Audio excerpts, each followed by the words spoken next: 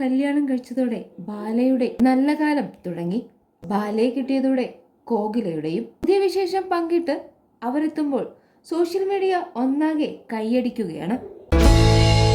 വിവാഹം കഴിഞ്ഞ നാൾ മുതൽ നവമാധ്യമങ്ങളുടെ ചർച്ചാ വിഷയമാണ് നടൻ ബാലയും ഭാര്യ കോകിലയും. കേരളത്തിൽ നിന്ന് തുടരെ 2 വിവാഹങ്ങൾ ചെയ്ത നടൻ പിന്നീട് സ്വന്തം കുടുംബാംഗം കൂടിയായ കോകിലയെ വിവാഹം കഴിക്കുകയായിരുന്നു. തമിഴ് പാരമ്പര്യം പേറുന്ന യുവതിയാണ് കോകില. ബാലയെ മാമ എന്ന് വിളിക്കുന്ന കോകിലയുടെ നിഷ്കളങ്കതയും മറ്റും ആരംഭം മുതലേ ശ്രദ്ധ നേടിയിരുന്നു. ഗായിക അമൃത സുരേഷിന് ശേഷം ബാല നിയമാനുസൃതമായി വിവാഹം ചെയ്തത് കോകിലയെ മാത്രമാണ്. ഭാര്യ കോകിലയ്ക്കൊപ്പമുള്ള ചിത്രങ്ങളും കുക്കിംഗ് വീഡിയോകളും ഒക്കെയായി നടൻ ബാല സോഷ്യൽ മീഡിയയിൽ സജീവമാണ്.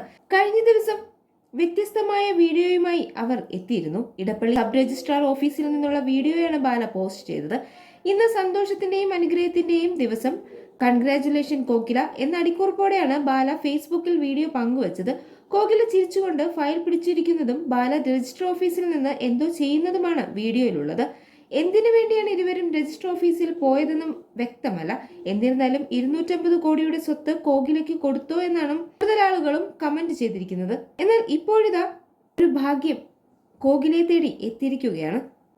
ഇപ്പോൾ കോകിലയ്ക്ക് ലോട്ടറി അടിച്ചതിന്റെ സന്തോഷം പങ്കുവച്ച നടൻ ബാല എത്തിയിരിക്കുകയാണ്. 25,000 രൂപയാണ് സമ്മാനമായി ലഭിച്ചത്. ഈ സന്തോഷം അവർ സമൂഹ മാധ്യമങ്ങളിലൂടെ പങ്കുവയ്ക്കുകയും ചെയ്തു. ആദ്യത്തെ തവണ എന്റെ ഭാഗ്യം, നമ്മുടെ ഭാഗ്യം, ഫീലിംഗ് ബ്ലെസ്ഡ് എന്ന അടിക്കുറിപ്പോടെയാണ് താരം വീഡിയോ പങ്കുവച്ചത്.